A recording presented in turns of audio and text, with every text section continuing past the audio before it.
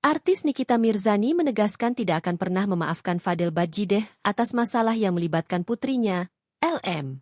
Jelang sidang di Pengadilan Negeri Jakarta Selatan, Nikita Mirzani menegaskan dirinya sudah siap secara lahir dan batin untuk menghadapi proses hukum yang sedang berjalan.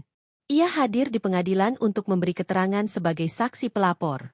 Ibu tiga anak tersebut melaporkan Fadel dengan tuduhan menghamili anak perempuannya.